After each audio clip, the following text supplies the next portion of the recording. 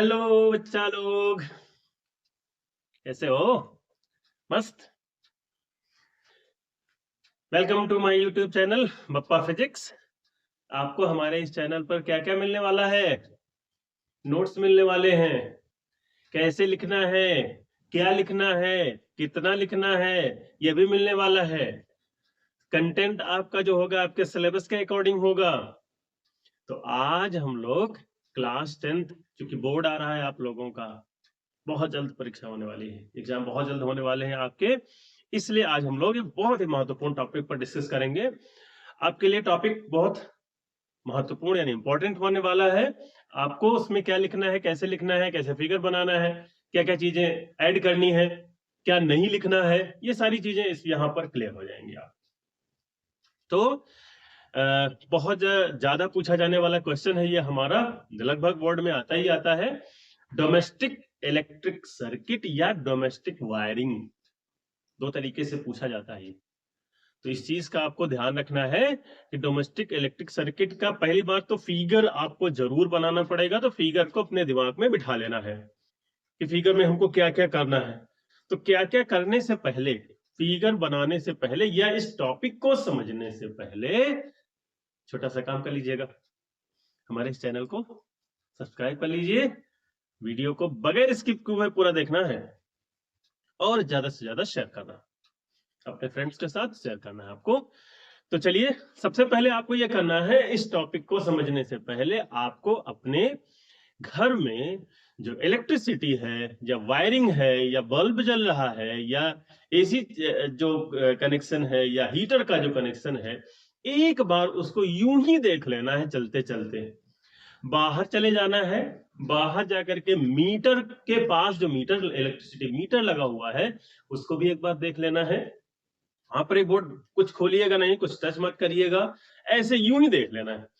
और जो पोल से आपके यहां तक वायर आया है उसको भी आपको एक बार निहार लेना है, बस और कुछ नहीं करना, सिर्फ देखना है। कुछ भी मत करिएगा, आपको सिर्फ देखना इसलिए है क्योंकि आपको समझना, इसलिए। तो सबसे पहले तो ये इलेक्ट्रिसिटी बहुत हमारी जीवन की एक बहुत ही आवश्यक चीज है, बगैर इसके हम अपनी लाइफ की कल्पना भी नहीं कर सकते हैं। अब खास करके इस माहौल में, इस लाइफ में, तो आपको बहुत ही डीप, बहुत ही आसान लैंग्वेज में कि ये आखिर इलेक्ट्रिसिटी हमारी कहां से आती है, कैसे पैदा होती है। तो वैसे तो बहुत बड़े बड़े हमारे जो बांध बनाए जाते हैं, पानी का बहाव रोक दिया जाता है और फिर उस पानी के बहाव को छोड़ा जाता है धीरे धीरे करके। वहां पर गेट लगे हुए होते हैं और उन गेट को जब ओपन किया जाता है तो पानी, जो रुका हुआ पानी पीछे से तो आ रहा है लेकिन उसको एक जगह रोक दिया गया, तो उसका जो प्रेशर होता है वो इतना ज्यादा होता है कि उसके नीचे बहुत बड़ा फैक्ट्री टाइप का एक टरबाइंस लगा दिए जाते हैं और उन्हीं टरबाइंस पर आपका पानी जब गिरता है ऊपर से तो वो इलेक्ट्रिसिटी प्रोड्यूस करता है बहुत तेजी से। पानी का प्रेशर बहुत ज्यादा होता है, पानी के बहाव को आप रोक नहीं सकते हैं अगर पानी बह रहा है तो, क्योंकि अगर रोकेंगे तो कहीं ना कहीं से वो निकलेगा जरूर। क्यों? क्योंकि उसका प्रेशर बहुत ज्यादा होता है, अगर पीछे से कंटिन्यू आ रहा है तो वहां से इलेक्ट्रिसिटी वायर के थ्रू भेजी जाती है। और उसके बाद आपने देखा होगा बहुत बड़े बड़े से पिलर्स लगे हुए होते हैं, खेतों में लगे हुए होते हैं, वायरलेस टाइप के बहुत बड़े बड़े से लगे हुए होते हैं और उनमें वायर आता है। अगर उसके नीचे 33,000 वोल्ट, 66,000 वोल्ट, 66,000 वोल्ट इस तरीके से लिखा हुआ होता है, और कभी कभी तो आप जब उसके नीचे से गुजरते हैं तो आपको आवाज, साउंड भी सुनाई देती है इसकी। मैग्नेटिक फील्ड और इलेक्ट्रिक फील्ड दोनों की वो साउंड आप सुन सकते हो, इतना ज्यादा होता है इलेक्ट्रिक।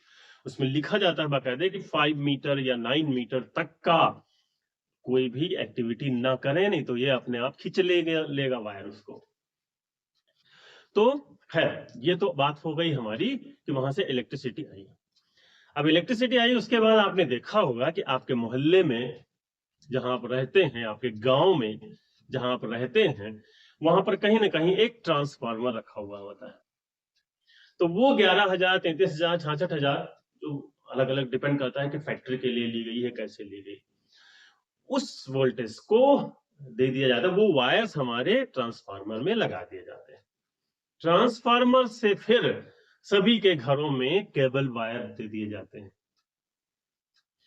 केबल वायर के थ्रू अब बस आपका यहीं से इलेक्ट्रिक सर्किट शुरू हो जाएगा। केबल वायर को अगर आप ध्यान से देखें तो उसमें 2 वायर होते हैं सिर्फ। तो वहां से केबल वायर के थ्रू आपके यहाँ घरों में इलेक्ट्रिसिटी दी जाती है, जिसको मेंस कहा जाता है, मेंस। तो मेन से आपके यहाँ लाइट आती है जिसमें 2 वायर होते हैं।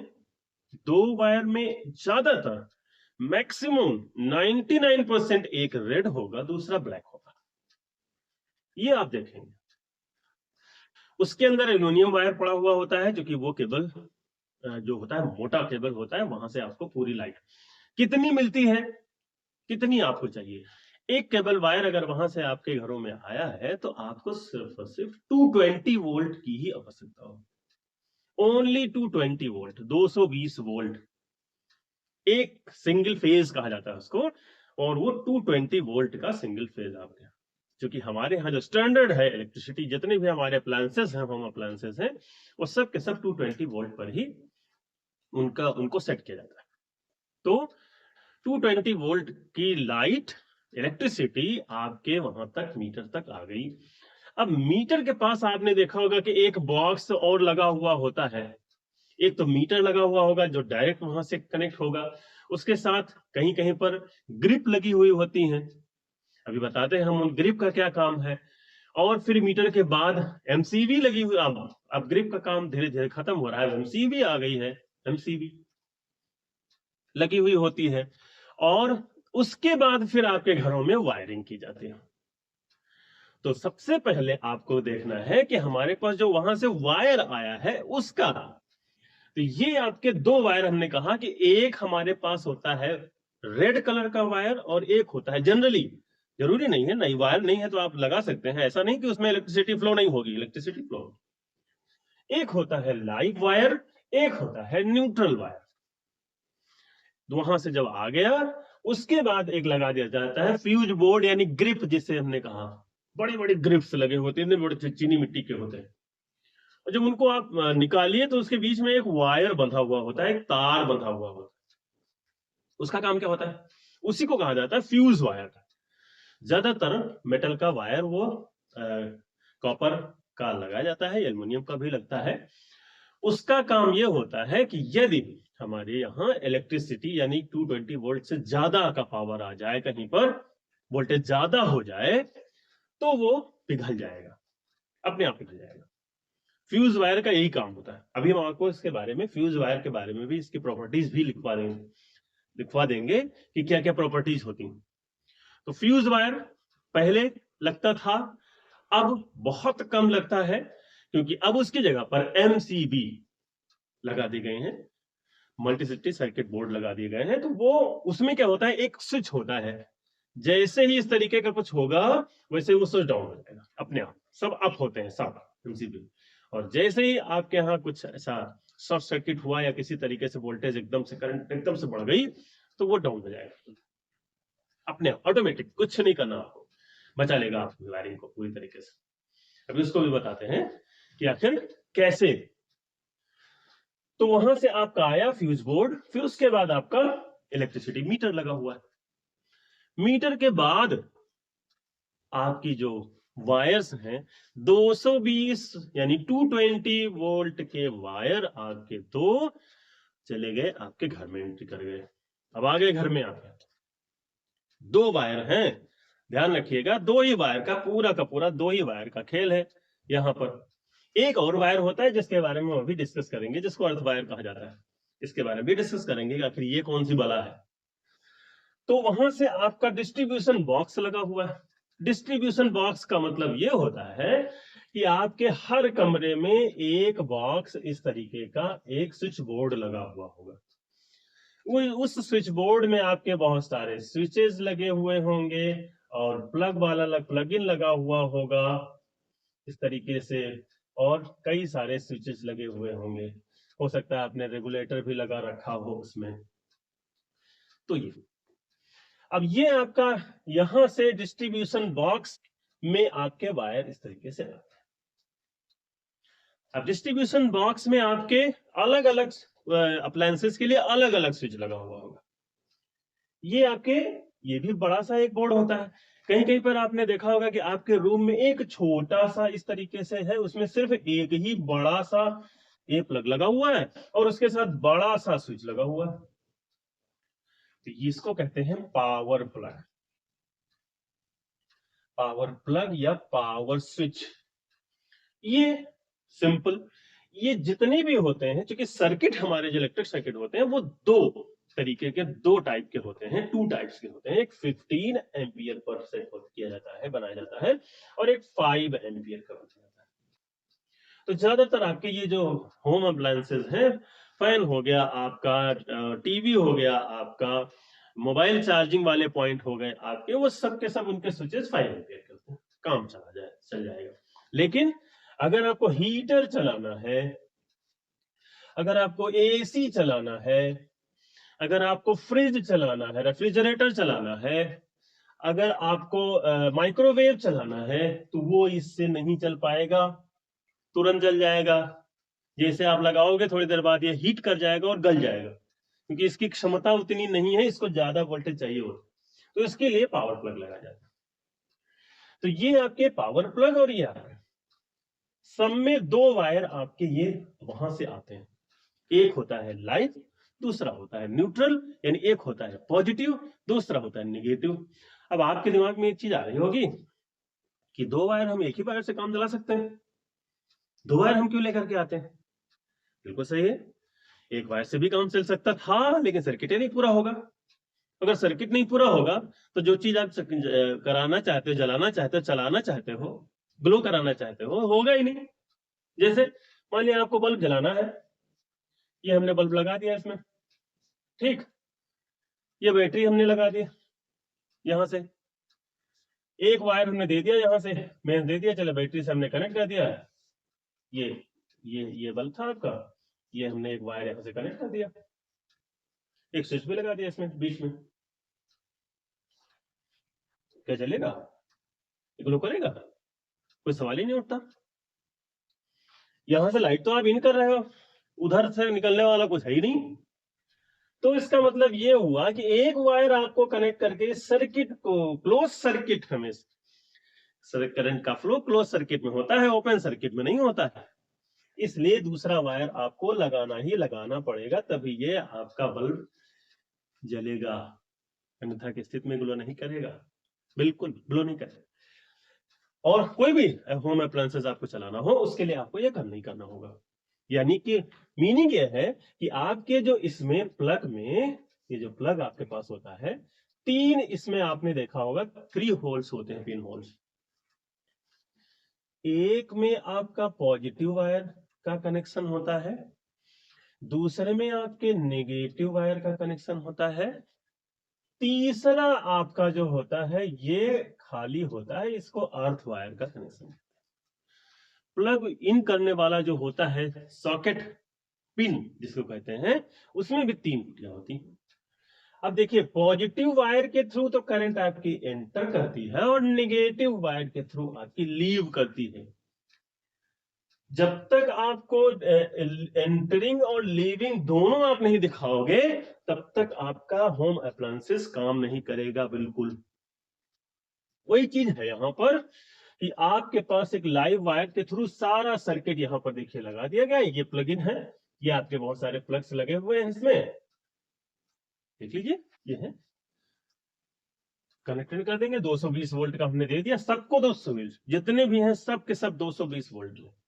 एक चीज आप ध्यान दे रहे होंगे यहां पर, ये हमने इनको इस तरीके से नहीं कनेक्ट किया, हमने इनको इस तरीके से नहीं कनेक्ट किया, हमने इनको इस तरीके से, यानी हमने इनको सीरीज में कनेक्ट नहीं किया है, बल्कि हमने इनको पैरेलल में कनेक्ट किया है। ऐसा क्यों? जितनी भी वायरिंग आपके घरों की होती है वो सब के सब क्या होती है, पैरेलल कॉम्बिनेशन में होती है, सीरीज कॉम्बिनेशन में नहीं होती है। रीजन क्या है, चलिए रीजन भी बता देते हैं। देखिए सीरीज कनेक्शन आपका जैसे ही आप करोगे, मान लिया हमने कहा कि हमारे पास एक फैन है, इसके पहले हमने एक स्विच लगा रखा, एक प्लग लगा रखा, एक स्विच लगा रखा। इसके बाद सीरीज में ही हमने दूसरा एक और फैन लगा दिया, उसके पहले भी स्विच लगा है और प्लग लगा है। उसके बाद हमने फिर एक स्विच लगाया, फिर एक, क्योंकि आपको पता है कि हर एक अप्लायंसेस के लिए एक एक स्विच आपको लगाना पड़ेगा ऑन ऑफ के लिए। फिर हमने टीवी लगा दिया। होगा क्या, पहले वाले को स्विच को आपने ऑन किया, जैसे ही ऑन किया फैन आपका चलने लगेगा। दूसरा वाला फैन आपको चलाना है तो इस स्विच को आपको ऑन करना पड़ेगा और इस स्विच को भी ऑन रखना पड़ेगा, क्योंकि यदि ये स्विच आपने ऑन किया और ये ऑफ कंडीशन में है तो ये आगे इलेक्ट्रिसिटी जाएगी नहीं, करंट जाएगी नहीं। ये भी ऑन रखना पड़ेगा, ये भी ऑन रखना पड़ेगा। अब अगर तीसरा आपको ये भी चलाना, टीवी भी साथ में चलानी है तो ये भी ऑन रखना, ये भी ऑन रखना, ये भी ऑन रखना, तीनों ऑन रखना पड़ेगा। दूसरा 220 वोल्ट आपने इसको दे दिया। मान लिया हमने कहा कि फैन आपका 30 वोल्ट पर, 30 वोल्ट का फैन है वो उस पर चलता है, ठीक है। 220 से 30 ये ले गया, उसके बाद कितना 190 बचा, अब इसको मिला 190, फिर ये 30 ले गया, अब आपका कितना बचा 160। मान लिया टीवी हमने कहा 80 वोल्ट पे चलती है, 80 बचा, यानी कि लास्ट तक पहुंचते पहुंचते आपका वोल्टेज का डिस्ट्रीब्यूशन हो जाएगा इसमें। लास्ट वाले जो अप्लायंसेस होगा वो आपका वर्क ही नहीं करेगा सही से। तो इसलिए आपको पैरेलल कॉम्बिनेशन अगर आपका है तो जितना इसको मिलेगा उतना ही इसको मिलेगा, उतना ही इसको मिलेगा, सबको बराबर बराबर। इसीलिए जब वायरिंग की जाती है, जब वायरिंग करते हुए कभी आप देखें इस चीज को घरों में इलेक्ट्रीशियन को, तो देखें बहुत सारे वायर्स को एक साथ एक ही पाइप में वो डालता है, क्योंकि उसको हर एक अप्लायंसेस के लिए मिनिमम 2 वायर्स उसको देने ही देने। वो अलग से पूछता है एसी वाला वायर भी डाल दें, वो और पूछता है क्या इन्वर्टर वाला वायर भी डलवाना है, इन्वर्टर वाला कनेक्शन आपको कौन कौन से पॉइंट में लेना है, ये सारी चीजें आपको वहां पर देखनी होती है इलेक्ट्रिक वायर। तो ये भी है कि आपको घरों में आपके पैरेलल कॉम्बिनेशन में होती है वायरिंग, सीरीज कॉम्बिनेशन में नहीं होती है। दूसरा एमसीबी लगाए जाते हैं बोर्ड्स, आपके घर के जो वायरिंग है या खराब ना होने पाए, कोई अप्लायंसेस खराब ना होने पाए, उसके लिए लगाए जाते हैं वो स्विच बोर्ड्स, मल्टी सिटी के कन्वेंशनल बोर्ड लगाए जाते हैं आपके, सर्किट बोर्ड सॉरी। और पहले फ्यूज बोर्ड लगते थे, उसी वही है, फ्यूज बोर्ड का कन्वर्ट कर दिया गया है इसमें आपके। और दूसरा जो भी डिस्ट्रीब्यूशन बॉक्सेस है उसमें अलग अलग पावर प्लग होते हैं। पावर प्लग होता है, एक सिंपल वाला प्लग होता है, यानी सर्किट आपकी जो होती है वो दो तरीके की होती है, 5 एम्पियर का और 15 एम्पियर। ज्यादातर आपके 15 के ऊपर फिर चलते चले आते हैं। एसी के लिए अब 20 या 30 एम्पियर का आपको लगाना पड़ेगा प्लग, तब जाकर के एसी चलेगा। 15 पर भी चल जाता है, लेकिन वो डिपेंड करता है कि 1 टन का है, 2 टन, 1.5 टन का है, 2 टन का एसी है, कितना क्षमता, उसकी क्षमता पर डिपेंड करता है। फिर एक चीज और समझ लीजिए, उसके बाद फ्यूज तो हमने बता दिया आपको। अब फ्यूज और एमसीबी में कभी कभी आपसे पूछता है, डिफरेंस पूछता है दोनों में, क्या है फ्यूज और एमसीबी में। तो फ्यूज और एमसीबी में डिफरेंस यही है, फ्यूज एक सिंपल सा वायर है और वो स्विच होता है। दूसरा फ्यूज को तो आप कभी भी बदल सकते हो, रिप्लेसेबल होता है। उड़ गया फ्यूज यानी खत्म, जब यहां से वायर खत्म हो गया ये, तो आगे इलेक्ट्रिसिटी जाएगी ना, आपको कनेक्ट करना पड़ेगा वायर यहाँ पर, तो आप दूसरा निकाल करके दूसरा लगा दीजिए, लेकिन उसमें पूरा का पूरा स्विच आपको एमसीबी में। फ्यूज तुरंत काम खत्म हो जाता है उसका, वो वायर ही बेकार हो जाता है, लेकिन एमसीबी में जो स्विच लगा हुआ होता है वो खराब होता है, वो ऑटोमेटिकली जाएगा, आप फिर ऑन कर दीजिए, कुछ करने की जरूरत नहीं। दूसरा एक होता है शॉर्ट सर्किट। आपका क्या होता है शॉर्ट सर्किट भी आपसे, ओपन सर्किट तो पता है, ओपन सर्किट ठीक है, ओपन सर्किट और शॉर्ट सर्किट। तो ओपन सर्किट में कनेक्शन ओपन है तो सर्किट ओपन हुआ है, करंट का फ्लो नहीं होगा।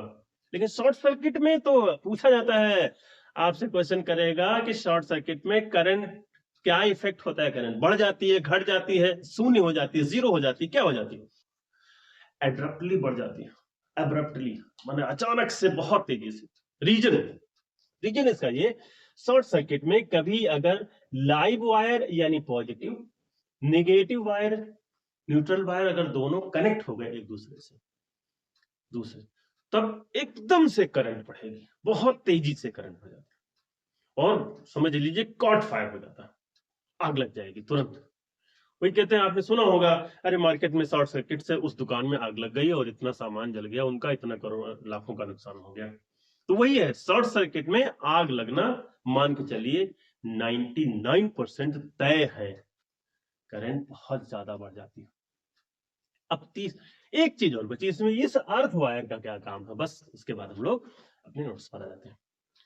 इस अर्थ वायर का काम ये है कि ये हमको अपने घरों में अर्थिंग के लिए अलग से बनवाना पड़ता है, बनवाना जरूरी भी होता है। अर्थ वायर हमारा जो होता है वो सेफ्टी के लिए होता है, इसको सेफ्टी वायर कहा जाता है। इन केस अगर करंट का कहीं लीकेज हो जाए, करंट का अगर लीकेज हो रहा होता है तो वो लीकेज करंट जो होती है वो इस वायर के थ्रू चली जाती है ग्राउंड में। ये आपके जितने मल्टीप्लेक्सेस जितने बनाए जाते हैं, बगैर इसके उनको लाइसेंस ही नहीं मिलेगा, इसको बनवाना ही बनवाना पड़ेगा अर्थ वायर। इसके लिए बाहर बहुत बड़ा सा गड्ढा खोदा जाता है, उसके अंदर कॉपर मेटल की प्लेट एक डाली जाती है, उसमें नमक बहुत सारा डाला जाता है जिससे ये इलेक्ट्रिसिटी को एब्जॉर्ब कर पाए। इसलिए ये तो अर्थ वायर सेफ्टी वायर होता है, ये हमारा जो है वो डिवाइस के लिए भी और हमको, हमारे लिए भी शॉक न लगने पाए, हम झटका न लगने पाए हमको, ठीक है, उसलिए भी अर्थ वायर का यूज किया जाता है, जो कि हर उसमें आपको प्लग में मिलेगा।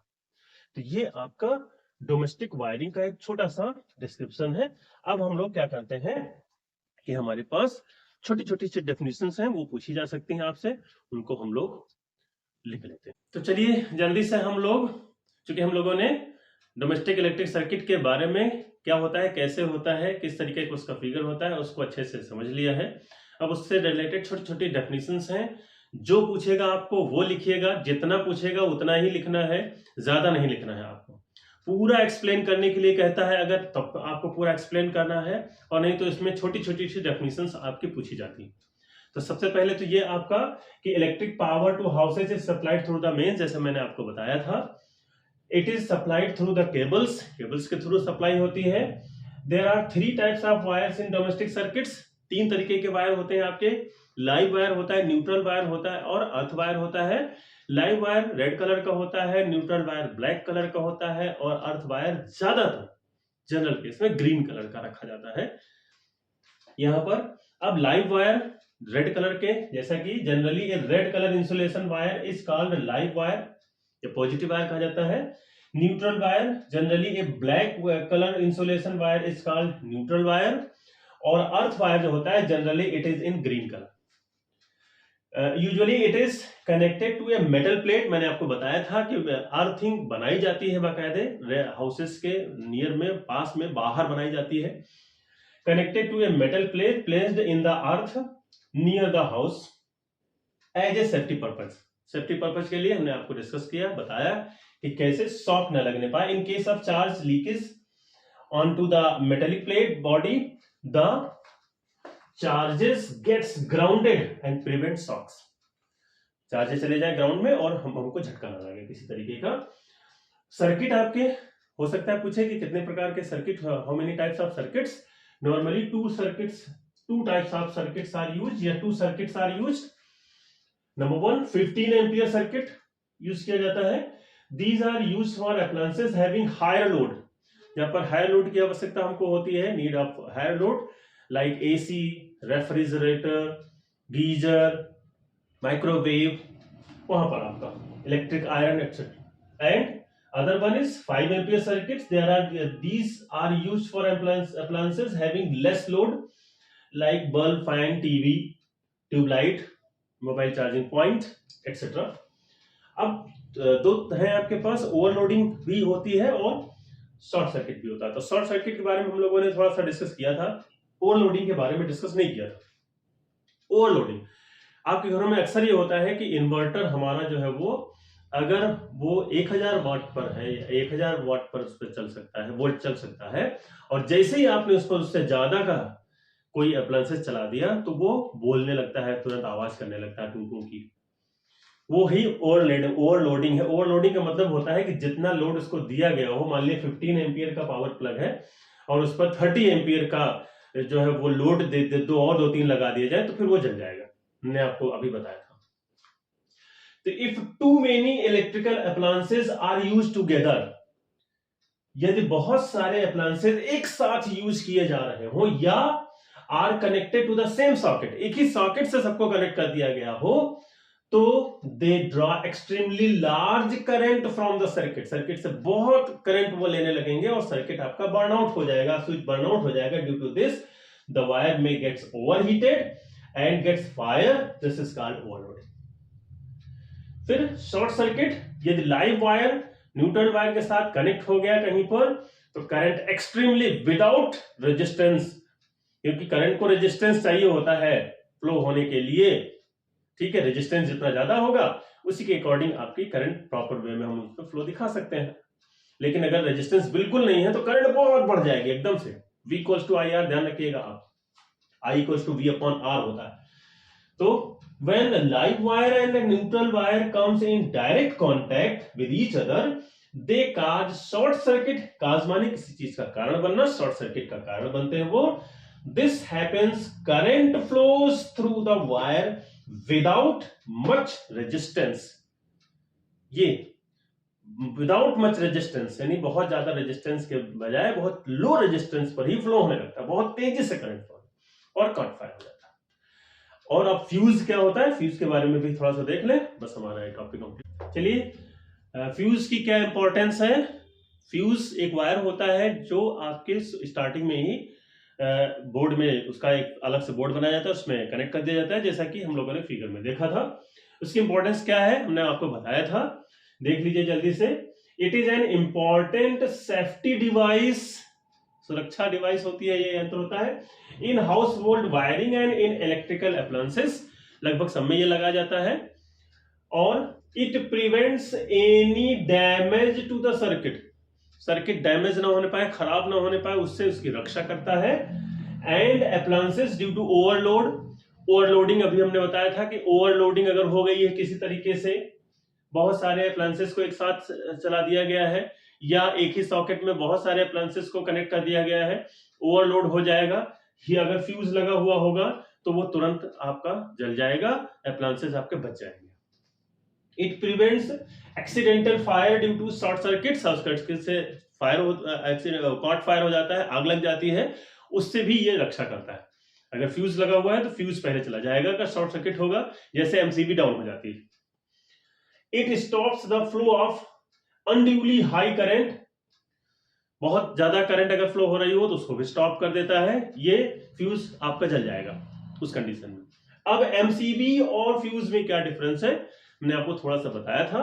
ओल्ड टेक्नोलॉजी फ्यूज अब नहीं लगाया जाता है, ज्यादातर एमसीबी लगाई जाती है, new technology. It cannot be reused, fuse को दोबारा यूज नहीं कर सकते क्योंकि एक छोटा सा वायर लगाया जाता है आपका, वो काम खत्म, उसका दूसरा वायर लगा दिया गया वहां। इट कैन बी रीयूज्ड, बार बार इसको रीयूज क्या, आप स्विच को फिर से ऑन कर दीजिए, चलने लगेगा। और it works on the principle of heating effect of electric current, सिर्फ और सिर्फ हीट पर ही इफेक्ट कर, उसी इफेक्ट पर ये उसी सिद्धांत पर काम करता है, लेकिन ये आपके magnetic effect of electric current पर वर्क करता है। तो ये आपके डोमेस्टिक इलेक्ट्रिकल सर्किट या डोमेस्टिक वायरिंग के छोटी छोटी सी जो डेफिनेशंस हैं उस पर आपका ये डिस्क्रिप्शन है।